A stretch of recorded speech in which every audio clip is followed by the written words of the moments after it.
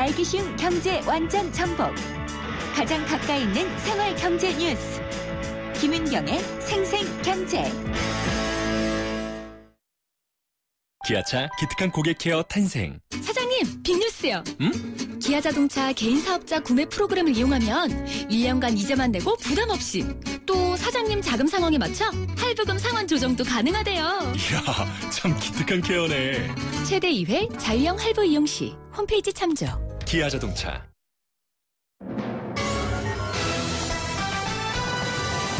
경제 뉴스의 진실과 오류, 생생경제가 땄다. 오늘의 생생 인터뷰는 사흘 연속 위안화 평가 절하에 나선 중국의 노림수 알아보겠습니다. 생생경제 3부 시작합니다. 중국 인민은행이 3일 연속으로 위안화 가치를 낮췄습니다. 평가 절하했는데요. 그러니까 전 세계 금융시장이 출렁였습니다. 중국발 글로벌 환율 전쟁이 벌어지는 게 아니냐 이런 우려도 나왔는데요. 중국 통화당국은 더 떨어뜨릴 여지가 없다라고는 얘기를 하지만 과연 그럴지 궁금합니다.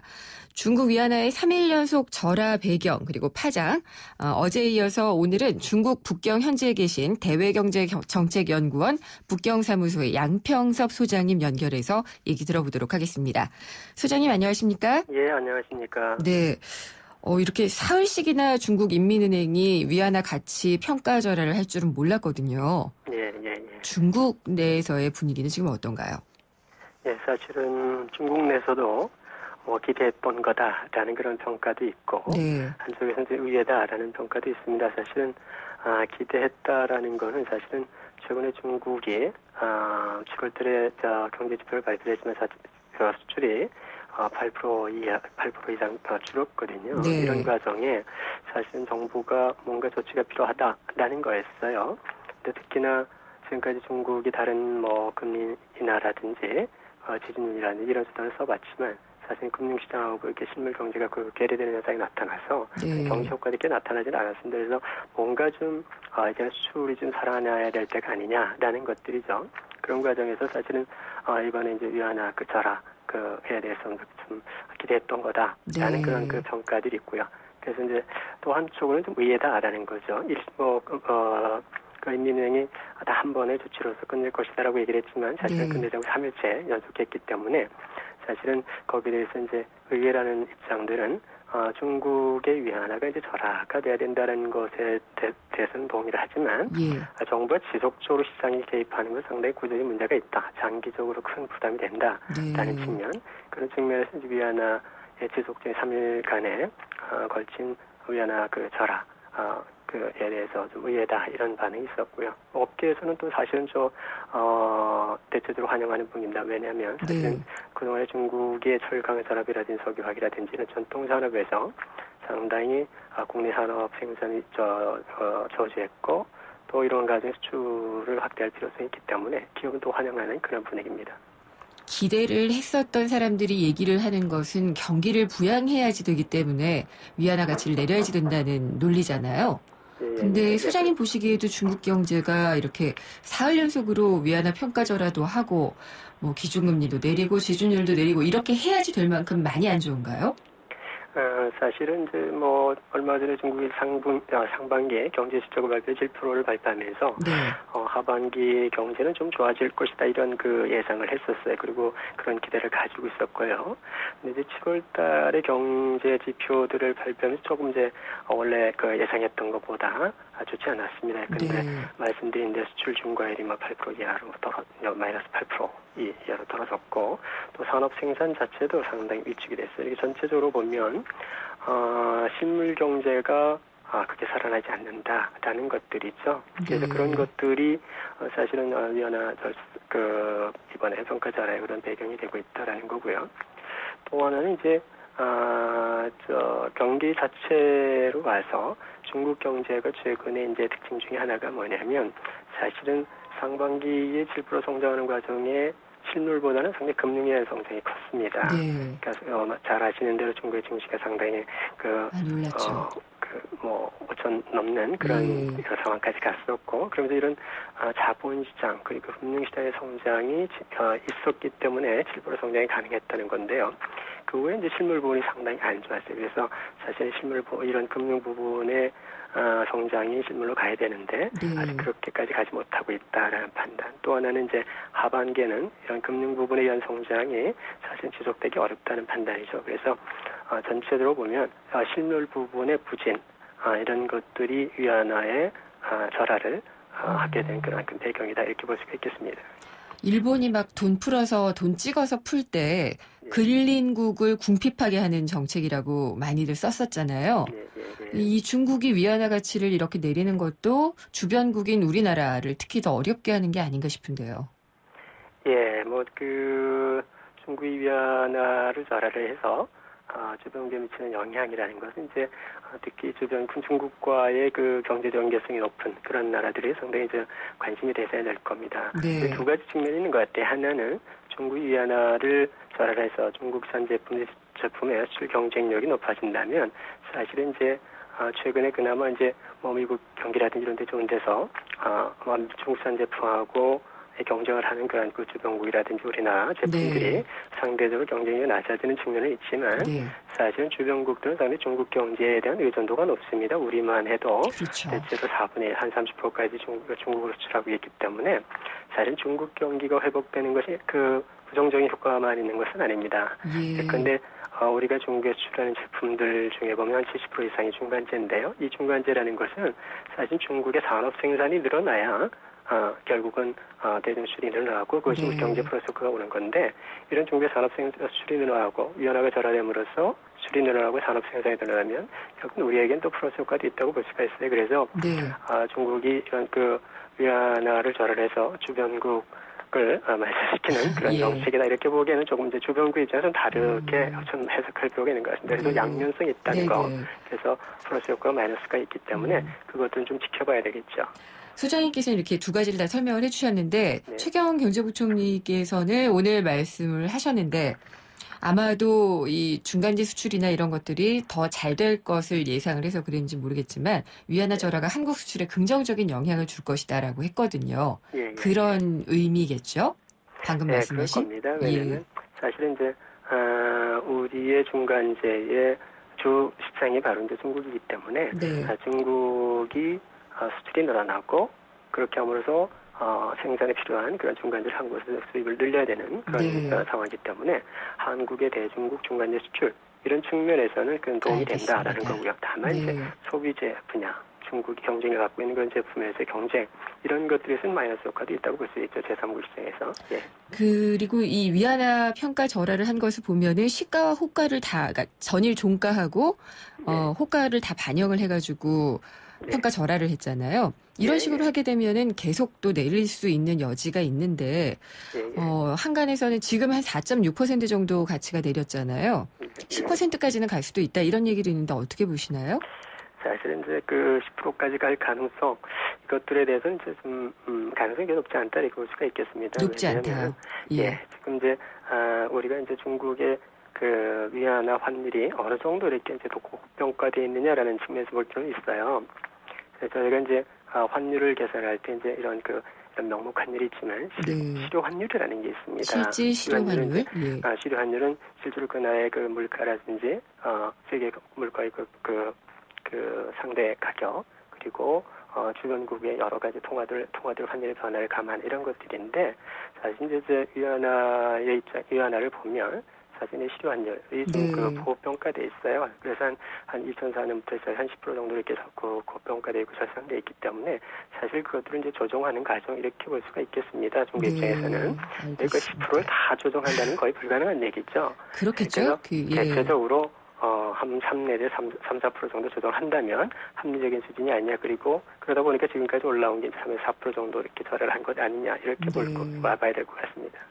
그리고 이번에 이 환율을 조금 만진 것이 조작이라고 볼 수도 있겠지만은요. 어쨌든 시장 경제로 가는 시장에서 거래가 되는 통화가 되어서 IMF의 SDR에도 들어가도록 하는 그런 목표를 가지고 있다는 얘기도 나오던데요. 네, 그렇습니다. 왜냐하면 이제 중국은 얘기를 할 때 이게 뭐 수출 증대를 위한 조치다라고 공식적으로 발표를 하지는 않죠. 네. 공식적인 발표는 그겁니다. 중국의 환율 결정 시스템을 시장화하는 과정이다라고 표현을 네. 합니다. 사실 그 얘기는 뭐냐면 최근에 중국이 이제 IMF의 SDR 편입을 위해서 상당히 노력을 하고 있고 네. 또 최근에 IMF에서 뭐 내년 9월로 연기를 시키지 않았습니까? 네. 그럼 11월 달에 또 한번 심사를 받아야 되거든요. 근데 IMF 요구가 그겁니다. 사실은 위안화 환율의 결정성이 너무나 경직돼 있다. 그래서 예. 그 플렉시빌티, 그 유동성을 좀 둬라 이런 거죠. 알겠습니다. 그런 것들이 예. 하나의 뭐 중앙은행의 독립성을 보장해라. 그다음에 음. 자본시장 개발 이런 요구들이었거든요. 네. 그러니까 IMF가 요구한 조건들을 맞춰가는 그런 과정이다라고 중국은 설명을 하고 있고요. 또 그렇게 알겠습니다. 이해를 할 수가 있습니다. 네. 그리고 그동안에 보면 중국이 위안화 환율을 결정을 할 때 주변국의 통화를 거의 고려를 하지 않았어요. 사실은 네. 달러만 고려해서 환율을 결정해왔고 고시 환율을 정해왔었기 때문에 최근에 주변국의 환율까지를 감안을 한 변동성을 피한 네. 그런 노력이다 이렇게 이해하는 것도 많은 것 같습니다. 알겠습니다. 소장님 자세한 설명 잘 들었습니다. 감사합니다. 예, 감사합니다. 예. 중국 북경 현재 계신 대외경제정책연구원 북경사무소의 양평섭 소장님과 인터뷰했습니다. 2588 상담원 하느라 아직 시집을 못 갔어요. 훌쩍훌쩍. 우리 고객님들 중에 총각도 많으시던데 저 이국주 어떠세요? 뿌이뿌이. 좌우로 정렬 2588 국주 좋네 국주 좋아 2588 대리운전아 국주를 부탁해. 안녕하세요. 유플러스 모델 보아입니다. 최신 영화 미드부터 인터넷 강의와 맛집까지 보고 싶은 비디오를 검색하면 카테고리별로 보기 쉽게 정리해주는 국내 최초 LTE 비디오 포털. 이제 보고 싶은 비디오 마음껏 즐기세요. LTE 네, 생생경제 3부는 여기까지고요. 잠시 후 4부 이어집니다. 은퇴 솔루션 시간 준비가 되어 있는데요. 나이 들수록 더 늘어나는 노후 의료비 미리 준비하는 방법을 알아보고요. 라디오 인크루팅 시간에는 광복절 임시 공휴일을 앞두고 희비가 엇갈리는 직장인들, 또 대기업이 아니라도 처우가 좋은 알짜 중소기업을 찾을 수 있는 방법을 소개를 해드리도록 하겠습니다. 궁금한 점이나 의견은 문자 보내주시면 됩니다. 짧은 건 50원, 긴 건 100원이 부과되는 휴대전화 우물정의 0945번, 또 YTN 라디오 애플리케이션 예스나 웹사이트 김윤경의 생생경제 게시판에 남겨주셔도 됩니다. 잠시 후 4부에서 뵙겠습니다.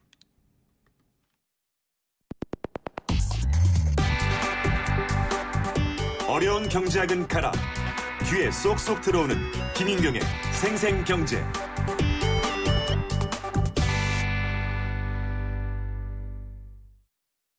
미래에는 냄비 뚜껑을 타고 달나라 여행을 할 거예요. 미래에는 악당들을 물리치는 슈퍼히어로가 될래요. 아이들의 가능성을 열어주는 것이 우리가 미래를 준비하는 방법입니다. 교육 출판에서 문화 콘텐츠까지 미래를 밝히는 힘. 파리의 루브르가 런던의 대형 박물관이 있다면 러시아에는 300만 점의 걸작을 자랑하는 에르미타주 미술관이 있습니다. 무소르스키의 전람회의 그림이 떠오르는 곳입니다. 대한항공 러시아 4개 도시 운항. Korean Air. 도시의 여러분, 저 김연아는 평창에 있습니다. 맑고 깨끗한 강원 평창수와 함께요. 해발 680m, 평창의 깨끗함을 담은 강원 평창수로 오늘도 힘내세요. 평창 동계올림픽 공식 먹는 샘물 강원 평창수. 연아랑 마셔요. 당신이 현대자동차를 구입했거나 렌트 리스를 했다면 당신은 지금 현대자동차 블루멤버스 회원입니다. 주유, 쇼핑, 보험, 차량 관리까지 최대 200만 포인트로 즐기는 카라이프의 모든 것. 현대자동차 블루멤버스. 자세한 내용은 홈페이지 참조.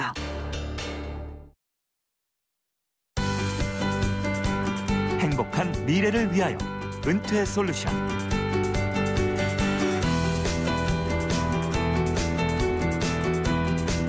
은퇴 이후에 제2의 인생을 준비하는 과정을 도와드리는 시간이죠.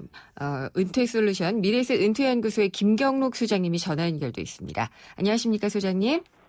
예, 안녕하세요. 반갑습니다. 스튜디오에서만 뵙다가 전화로 연결하니까 좀 거리감이 드는데요. 저는 바로 옆에 계신다고 생각하고 하고 있습니다. 예. 오늘의 주제는 노후 의료비라고 하는데요. 예, 그렇습니다. 상당히 중요한 부분이죠. 네. 이게 근데 혹시 굉장히 많이 진행자분께서는 예, 말씀하십시오. 아니요. 그 많이 들어서 이 통장을 따로 마련해 놔라 이렇게 그 해법을 주시는 분들도 있더라고요.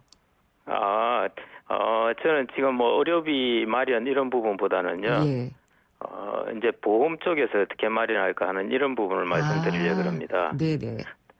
대부분의 분들이 사실은 잘 모르고 계십니다. 예를 들어 지금 이제 진행자분께서도 내가 지금 병이 걸리면은 네. 어떤 보험에 들어있고 얼마를 받을 수 있을까 이런 부분 곰곰이 생각해 보시면요. 네.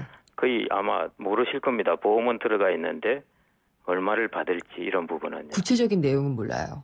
예. 그래서 그런 부분을 대부분 놓치시거든요. 사실은 노후에는 생활비와 의료비 준비가 사실은 가장 이제 필수적이고 중요한 부분입니다. 네. 근데 아프기 전에는 의외로 신경을 거의 쓰지 않고 있고요. 맞아요. 예. 그래서 이 그러면은- 부분을 좀 더 이제 꼼꼼하게 체크를 해볼 필요가 있습니다. 가장 먼저 그러면은 점검을 시작할 때 어떤 것부터 해야 되나요? 예. 방금 제가 처음에 모두에 말씀드린 거하고 관계가 있는데요. 네. 이제 어떤 보험에 일단 들고 있는지를 확인을 해봐야 됩니다. 자신이 어떤 보험에 들어있는지요. 뭐 어떤 분들은 건강보험 하나만 들어있는 분도 있을 거고요. 그다음에 뭐 실손보험, 암보험 또 여러 민간 의료보험에 가입한 사람들도 있을 텐데요. 대부분의 사람들이 친구가 와서 권유를 하든지 뭐 또 아는 사람들이 와서 이야기하는 바람에 뭐 대충 뭐 알아서 좋게 해주세요 이렇게 하고 대부분 가입을 합니다. 맞아요. 예. 그러다 보니까 어느 보험사에 도대체 내가 어떤 보험이 들어있는지 그렇다고 집에 보험 정보를 다 모아둔 것도 아니고 또 그래서 뭐 귀찮다 보니까 그냥 그대로 그냥 내버려 두고 있습니다. 그래서 이 부분을 좀 귀찮지만은 한 반나절 정도만 마음 먹으면은 다 확인할 수 있습니다. 어떻게요? 일단 이제 뭐 집에 보험 정권이 있으면 한번 모아 보시고요. 대부분은 제가 보니까 없으실 것 같고요.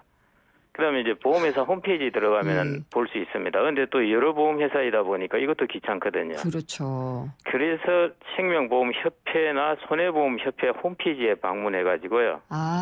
보험가입 조회라는 것을 신청을 하면은 하루나 이틀 후에 자신이 가입한 보험을 한꺼번에 볼 수가 있습니다. 간단하네요, 생각보다.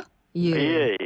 그래서 이런 방법을 통해서 일단 자기가 가입하고 있는 보험회사 그리고 어떤 보험인가 하는 부분을 한번 이렇게 쭉 파악을 해보시는 게 일단 제일 첫 번째 단계일 것 같습니다. 그렇죠. 그러면은 나에게 그 맞는 것들이 들어져 있나라는 걸 확인하는 게 그 다음 단계겠네요. 그렇습니다. 정확합니다. 그 다음 단계는 자신이 필요한 보장이 무엇인지를 고민해봐야 하는데요. 이게 딱 정해진 무슨 환급률이 있는 게 아닙니다. 하나가 정해져서 모두 다 그걸 하는 게 아니라요. 소득이나 나이나 그리고 결혼을 했느냐, 가족이 어떠냐 이런 부분에 따라서 다 다릅니다. 예를 들어 혼자 사는 사람하고 또 결혼해서 부부인 경우가 또 다르고요. 그렇죠. 예를 들어 혼자 사는 사람의 경우에는 자신이 아프든지 혹은 중병에 걸려서 오래 아프든지 하면은 치료비뿐만 아니라 또 문제가 되는 것이 소득이 없어진다는 겁니다. 그렇겠네요. 예. 혼자 어떤 경우에는 아주 이제 그게 기간이 길다 보면 직장을 잃을 수도 있는 겁니다. 그래서 이런 사람들 경우에는 단순히 병원비를 보장해주는 그냥 실손보험 이외에 또 소득도 보존해줄 수 있는 이제 정액형 보험도 필요한 거죠. 그래서 각자의 이제 소득 어떤 사람은 또 이제 다른 사람이 가입하는 모든 혜택을 다 보려고 하는데 소득이 적을 때 그런 보험료를 너무 많이 납입하다 보니까 나중에 감당을 못해서 또 중간에 해지하기도 합니다. 그런 경우도 주변에서 많이 봤어요. 그렇습니다. 그래서 자신의 소득이나 그다음에 나이나 결혼 여부 등에 따라서 이제 다 자신에게 맞는 것을 찾아야 하고요. 또 이제 주의하셔야 될 게 직장에 다니시는 분들은 직장에서 단체로 이런 상해보험이나 이런 보험에 가입해 준 게 있습니다. 그래서 이런 부분이 직장에서 가입한 부분이 어느 정도인지 하는 것도 아마 좀 파악해 보셔야 될 것 같고요. 그다음에 뭐 맞벌이 부부 같은 경우에는 좀 안심할 수는 있습니다만은 맞벌이 부부도 의외로 맞벌이라는 것 때문에 지출이 많아가지고요. 부부 중 한 명이 아플 때 의외로 좀 파산하는 경우도 많고 그렇습니다. 그래서 실손보험 이외에 정액형 보험이라든지 이런 부분이 나한테 얼마나 필요한가 하는 부분을 체크해 보시는 게 두 번째 단계일 것 같습니다. 근데 그게 어려울 것 같아요. 정액형에 나오는 금액이 얼마가 되도록 얼마씩 불입을 해야 되는지 이건 앞으로의 상황을 잘 모르니까 지금의 상황을 감안해서 예상을 해야 되잖아요. 그렇습니다. 예. 그러실 수밖에 없습니다. 그래서 예를 들어 내가 문제가 생겼을 때 최소 자신의 월 소득의 뭐 3개월에서 6개월치 정도는 이제 받을 수 있으면 좋고요. 네. 그런 정도의 이제 최소 보장 정도는 필요할 것 같습니다. 보험의 보장 내용도 뭐 특약이 됐느냐 안 됐느냐 이런 거에 따라서 다 다르잖아요. 정말 복잡합니다. 그게 어떻게 그게 세 번째 체크해야 되실 부분인데요. 예. 저도 이게 어떤 사람이 한번 물어봐서 이 부분을 한번 정리해보라고 그랬더만은 깔끔하게 그래도 콜센터에 전화를 해서 다 정리를 했더라고요. 그러니까 가입한 보험 상품이 여러 가지 많을 수가 있으니까요. 의료비 보장 요약표를 하나 만들어 보는 것이 좋습니다. 어떤 거냐 하면은 가로줄에는 예를 들어 어떤 상품들이 있고 세로줄에는 여기서 보장하는 금액이 내용이 뭐고 금액이 어떤 것인가를 한 페이지 정도에 정리를 하는 겁니다. 그리고 보험사별로 이제 암 진단을 받았을 때 얼마를 준다든지 수술을 했을 때 얼마를 받는다든지 각종 보장을 언제까지 받을 수 있는지 그리고 이 피보험자가 누구인지 수익자가 누구인지 하는 부분들을 꼼꼼히 체크해서 의료비 보장 요약표 같은 곳에 이제 적어놓는 것이 좋을 것 같습니다. 여기까지가 귀찮지만은 해놓으면은 아주 도움이 될 것 같아요. 직접 하시지 말고요. 보험 설계사의 도움을 요청하든지. 그다음에 요즘은 콜센터에 전화를 해도 아주 친절하게 잘 해줍니다. 자신의 보험 증권에 대해서 물어보면은 또박또박 잘 답을 해줍니다. 그래서 한 반나절 정도 여기저기 전화하고 하면은 이런 부분은 다 해결할 수 있습니다. 그렇군요. 한 번도 해본 적이 없네요. 알릴 필요는 없을 것 같고요. 이제 다 끝난 거 아닌가요? 이 정도 파악을 했으면은요? 아니죠. 마지막 하나가 남았습니다. 뭔가요?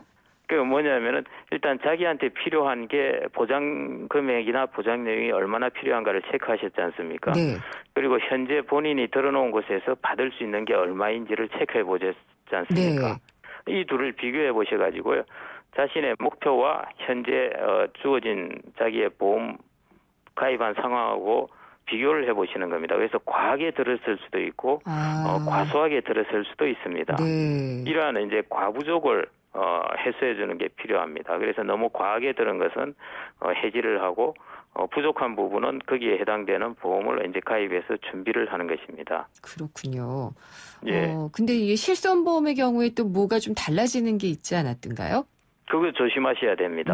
이제 무턱대고 이제 해지하는 그런 부분이 아닌데요. 해지를 할 때 보면은 특히 의료 보장보험 같은 경우는 보장성 보험 같은 경우는 이제 수명이 길어지고 사람들의 이제 병의 형태가 달라지면서 보장 내용들이 많이 달라집니다. 언제 가입했느냐에 따라서요. 예를 들어 의료 실손보험 경우 2009년 9월 이전에 가입한 사람은 본인이 부담한 의료비를 모두 보장받을 수 있습니다. 그렇지만은 올해 9월 이후부터는 이게 80%로 축소됩니다. 그러니까 2009년 9월 이전에 가입한 실손보험 같은 경우는 사실은 이제 좋은 것이죠. 이런 이제 좋은 혜택을 가진 것은 잘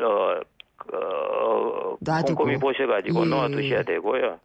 뭐 갑상선암도 그 중에 하나입니다. 이전 같은 경우에는 보험금 전액을 보장해 줬는데 최근에는 거의 보험금이 한 10에서 30% 정도만 지급이 되고 그렇습니다. 그래서 과거와 그리고 지금하고 보장 내역이 달라지기 때문에요. 이런 부분에서 과거에 아주 좋았던 보험은 그대로 두는 것이 당연히 좋습니다. 이거를 마지막으로 점검해야지 되는 나이대 이런 게 있을까요? 그거는 지금도 점검하셔야 되고요. 왜냐하면은 일찍부터 시작했을 때는 보험료가 적은 것이고 늦게 시작했을 때는 보험료도 많고 가입할 수 있는 어떤 병의 종류도 제한되기 때문입니다. 그래서 또 병이라는 걸 언제 날지도 모르고 그러기 때문에 항상 젊었을 때부터 준비를 하시는 게 좋고요. 다만 나이 드셔가지고는 조심해야 되실 게 그거입니다. 민간 의료보험 같은 경우에는 2개월 보험료 납부하지 않으면 효력이 상실됩니다. 근데 자신도 모르게 이게 보험료를 납부를 했는지 안 했는지 깜빡하고 이게 효력이 상실되는 경우가 있습니다. 그래서 열심히 보험금을 잘 넣고 있다가 뭔 일이 당했을 때 가보니까 이게 효력이 상실되어 있는 경우가 발생합니다. 그렇지 그래서 않도록 이런 부분을 체크를 좀 하셔야 되고요. 알겠습니다. 그 다음에는 물론 밀린 보험료를 다시 내면은 재가입을 할 수는 있습니다만은 어떤 경우에는 건강 검진을 다시 받아야 되는 경우도 있습니다. 그렇군요. 근데 나이가 드셔가지고 건강 검진을 다시 받다가 이게 또 실격할 수도 있거든요. 네, 알겠습니다. 그래서 이런 보험료 부분을 지금 2개월 연체된다든지 하는 이런 부분도 한번 잘 체크해 보셔야 될 것 같습니다. 예, 체크할 게 많네요.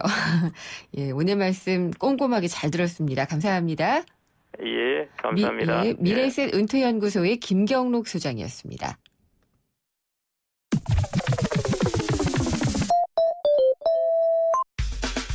내게 꼭 맞는 일자리 어디 없을까? 취준생도 재취업자도 엄선된 일자리 정보가 한 곳에 라디오 인크루팅.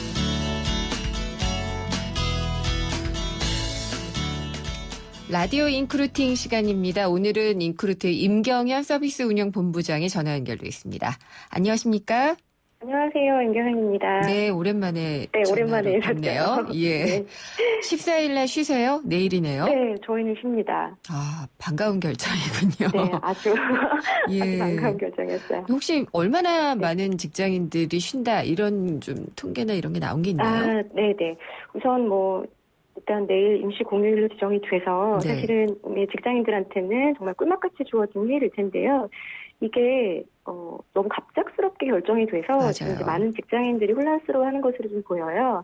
저희가 임시 공휴일로 결정이 되고 나서 직장인들을 대상으로 설문조사를 했는데 아직 쉴 수 있는지 여부를 모르거나 이게 이제 일주일 전에 진행된 설문이었으니까요. 또는 쉴 수 없다고 응답한 직장인들이 많았습니다. 이걸 통계적으로 좀 보면 중소기업의 61% 그리고 중견기업의 40% 정도가 쉴 수 없다라고 대답을 하셨고요.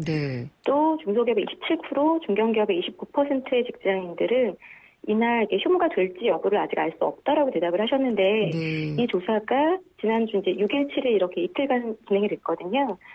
그때까지도 휴무 여부를 알 수 없었던 분들은 사실 지금 휴무로 결정이 됐다고 하더라도 휴일 계획을 이제 제대로 세우기는 좀 어려운 상황인 거죠. 그렇죠. 지금 중소기업하고 중견기업 얘기만 해주셨잖아요.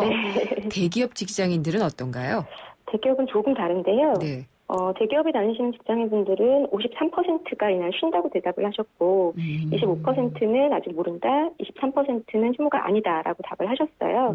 아까 이제 중소기업 같은 경우에 61%가 쉴 수 없다라고 대답을 하신 반면에 지금 이제 대기업 같은 경우는 23%의 직장인만이 휴무가 아니다라고 대답을 하셨기 때문에 이 조사 결과로만 보면 기업의 규모별로 내일 휴무 여부와 관련해서 많은 차이가 있을 것으로 보입니다.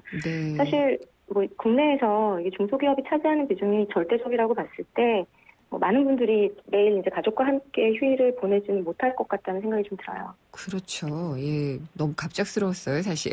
그렇죠. 예, 근데 임시 공휴일로 지정된 날에 또 출근을 하게 되면은 상대적으로 좀 박탈감을 느끼지 않을까 싶은데 그런 감정이나 이런 것들에 대한 조사 결과가 있었나요?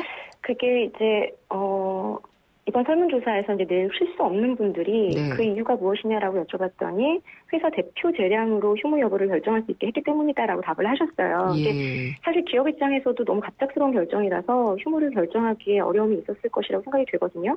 그러니까 이제 직장인은 직장인대로 기업은 기업대로 어떤 법적인 보장이 준비되지 않은 채로 임시 공휴일을 맞이하게 돼서 혼란이 좀 있는 것 같고 그래서 내일 이제 출근을 하셔야 되는 분들은 아무래도 불만이 있을 수밖에 없는 상황인 거죠. 한 56% 정도의 그 직장인분들이 그러니까 왠지 나만 일하는 느낌으로 억울하다라고 답을 하셨어요. 근데 지금 통계로만 보면 일단 중견기업 같은 경우에 더 많이 모시는 것 같다라는 느낌이 드니까 그렇지 않아도 그쪽은 항상 구인난에 시달리고 있잖아요. 인재들은 대기업만 들어가려고 하는데 여기 선입견이나 이런 게 더 생기지 않을까 싶네요. 그럴 수도 있겠다라는 생각이 들어요. 그러니까 지난 6월에 저희 인크루트에서 2015 대학생이 가장 일하고 싶은 기업이라는 설문조사를 했었는데 이때도 10위권 이내의 중소기업은 없었거든요. 그러니까 이거는 중소기업에 대한 정보를 잘 모르기도 하고 이렇게 급여나 복지, 이렇게 사회적인 시선 이런 이유로 대기업을 원하는 경우가 많은데 아주 작은 부분이기는 하지만 이렇게 임시 공휴일 휴무 여부만 보더라도 대기업과 중소기업의 차이가 나기 때문에 중소기업에 대한 어떤 또 다른 선입견을 가지게 될 수도 있겠다, 뭐 이런 생각은 듭니다. 그래도 인크루트라면은 직원에 대해서 처우가 좋고 바람직한 중소기업들에 대한 정보도 많을 것 같거든요. 네네. 어떻게 알아보면 될까요? 일단 그러니까 저희가 가지고 있는 것도 있고 중소기업 증인공단이라는 곳에서 운영하는 스마일 스토리지라는 사이트가 있어요. 스마일 스토리지요? 스마일 스토리지. 예. 그러니까 이쪽은 이제 실제 대학생 기자단이 구직자 입장에서 실제 청년들의 눈높이로 중소기업에 대한 콘텐츠를 만들어 놓은 곳인데요. 그렇군요. 이제 오션 중소기업들을 많이 소개해 놨고, 뭐 매출이나 복리후생 등의 정보 같은 것들로 회사의 연봉이나 규모도 짐작할 수 있고, 또 이렇게 직접 방문해서 취재를 해서 회사 내외부 사진 같은 것들도 잘 올려져 있는 그런 콘텐츠들이 있거든요. 이런 곳에서 알아보실 수도 있고, 또 저희 이제 인크루트 같은 이런 취업 포털에서도 잘 알려져 있지는 않지만 좋은 기업들을 모아놓은 우수기업 인증관 같은 곳이 있어요. 이런 곳에서 내 꿈을 펼칠 수 있는 좋은 기업들을 찾아보는 것도 좋은 방법인 것 같습니다. 중소기업 같은 경우에는 이렇게 뭐 대기업처럼 정기적인 공채를 한다기보다는 수시로 채용하는 경우가 많이 있죠. 그렇죠. 이제 그때 TO가 발생을 했을 때 그러니까 그 직무에 맞는 직원들을 많이 채용을 하는데 특히 이제 우리 취준생들 같은 경우에는 내가 하고 싶은 일에 대한 결정이 좀 늦잖아요. 그렇죠. 뭐 한 가지 더 소개를 드리자면, 그러니까 직업을 선택하는 데 있어서 대기업, 중소기업 뭐 이렇게 기업의 규모로만 판단을 할 것이 아니라 내가 하고 싶고 적성에 맞는 일을 찾기 위해서 이제 뭐 깊이 고민도 좀 해보고 정말 나와 맞는 괜찮은 직장을 찾는 것이 중요하죠. 저희가 취업학교라는 프로그램을 운영을 하고 있는데 진로 결정 과정에서부터 입사 지원까지 그러니까 실제로 선생님들이 1대1로 취업 준비생들을 도와주고 있어요. 비용 무료인데 이런 무료 취업 지원이나 아니면 국비 지원 교육 같은 것들을 이용을 하면 내 적성에 맞는 직업 그리고 그 일을 할 수 있는 좋은 기업들을 찾을 수 있을 것 같습니다. 국비를 지원받아서 교육받을 수 있는 것들은 대략 예를 들면 어떤 것들이 있죠? 뭐 제가 지금 뭐 하나, 두 개 이렇게 소개시켜드리기는 좀 어렵고, 실제로 그 교육 사이트들 같은 데 가보면 어떤 그 취업에 도움이 되는 직무교육, 혹은 취업교육 같은 것들을 실제 이제 나라에서 많이 지원을 해주고 있거든요. 그런 국비 지원 교육들을 받을 수 있는 사이트들이 많이 있고, 또 무료 이제 취업 지원을 해주는 곳들도 꽤 많아요. 그래서 정부에서 직접 운영을 하고 있는 곳들도 있고 이런 것들을 좀 찾아서 내가 원하는 것을 먼저 찾고 그리고 그 원하는 일을 할 수 있는 곳들을 찾을 수 있다면 뭐 이게 중소기업이든 대기업이든 원하는 일을 할 수 있는 것도 중요하니까 그런 방법들을 찾아볼 수 있을 것 같습니다. 지금은 우리가 취준생 입장에서 기업을 봤잖아요. 근데 기업, 사용자 입장에서 중소기업들이 바라는 인재상이 있을까요? 기업의 입장에서요? 이제 뭐 기업의 입장에서는 사실, 그러니까 아무래도 이제 중소기업 같은 경우에는, 직원을 뽑아서 교육을 시키고 그 교육 기간을 어쨌든 이렇게 버텨낼 힘이 좀 적기 때문에 실제로 업무를 투입을 할 수 있는 그런 이제 인재들을 많이 찾아요. 그러다 보니 아무래도 이제 신입을 찾는 경우가 좀 적기는 한데 이렇게 내가 정말 하고 싶다라는 열정을 가지고 있는 신입들은 그런 신입들이 실제로 들어와서 조직의 문화들을 좀 바꾸기도 하고 조직을 조금 더 이렇게 젊은 분위기로 바꿀 수도 있기 때문에 실제로 그 일에 대한 열정과 그리고 내가 일을 정말로 하고 싶다라는 어떤 강력한 의지들을 보여주신다면 그런 직원이라면 얼마든지 중소기업에서도 채용할 의지가 있지 않을까라는 생각이 듭니다. 임시 공휴일에도 기꺼이 일하는 일에 대한 열정인가요? 내가 하고 싶은 일을 하니까요. 그런 게 좋은 것 같아요. 그냥 남들이 쉬는데 내가 못 쉰다라는 어떤 박탈감을 느끼기보다는 진짜 좋아하는 일이라면 혹은 꼭 해야 하는 일이라면은 마음가짐을 바꾸는 것도 중요하다는 생각이 들어요. 우리 구직자분들이 이제 그런 마음가짐으로 구직 활동을 했으면 좋겠어요. 근데 저도 20여 년 전에는 못했던 것 같아요. 쉽지 않죠. 쉽지 않아서 계속해서 이렇게 반복해서 이야기를 들려주는 게 아마 좋지 않을까라는 생각도 해봤습니다. 오늘 유익한 말씀 잘 들었습니다. 감사합니다. 네, 고맙습니다. 인크루트의 임경현 서비스 운영본부장이었습니다. 사장님들은 고민이 많다. 우리 가게 와이파이 설치해야 하는데 카드 결제기는 어떡하지? CCTV도 달아야 하는데 올레비즈 성공팩에 맡기세요. 사업에 필요한 IT 서비스를 한 번에 거기에 휴대폰 통신비 할인까지 올레비즈 성공팩 문의 1588-0114 올레. 포르쉐 모터스포츠 이것은 모든 포르쉐의 기원이며 모든 아이디어의 시작이며 스포츠카의 새로운 기준을 만들어가는 끝없는 영감의 원천입니다. 그것이 바로 모든 포르쉐가 스포츠카인 이유입니다. Every Porsche Sports Car. 고덕 산업단지와 개통 예정인 KTX 지제역의 비전은 함께 누리고 새롭게 들어설 대형 복합 쇼핑몰을 앞에서 즐기는 이 편한 세상이 찾아옵니다. 미래가 빛나는 평택, 그 위에 빛나는 생활까지 이 편한 세상 평택 용이 8월 오픈 예정 1544-3033 대림. 안녕하세요. 유플러스 모델 보아입니다. 최신 영화 미드부터 인터넷 강의와 맛집까지 보고 싶은 비디오를 검색하면 카테고리별로 보기 쉽게 정리해주는 국내 최초 LTE 비디오 포털. 이제 보고 싶은 비디오 마음껏 즐기세요. 왜? 코웨이 모든 침대는 상단이 분리될까? 침대는 몸에 닿는 부분부터 오염되잖아. 더러운 상단을 분리해 언제든 새 터퍼로, 그리고 전문가의 관리까지. 위생까지 책임져야 진짜 침대다. 코웨이 매트리스 케어 렌탈 1588-5200. 김은경의 생생경제 4부 포스코와 함께 있습니다. 선물 받으실 분은 1632님이고요. 내일 임시 공휴일이죠. 70주년 광복절을 앞두고 공휴일이 됐는데 생생경제는 내일 여러분과 함께 할 계획이고요. 내일은 키워드로 돌아본 한국경제 70년이라는 주제로 진행을 금요기획을 해봅니다. 누가 나오시는지는 설명을 안 드리겠지만 학계와 언론계의 산증인 두 분입니다. 굉장한 그 입담과 경험을 이야기를 해주실 것 같아요. 오늘 생생경제는 여기까지고요. 내일 뵙겠습니다. 김은경이었습니다.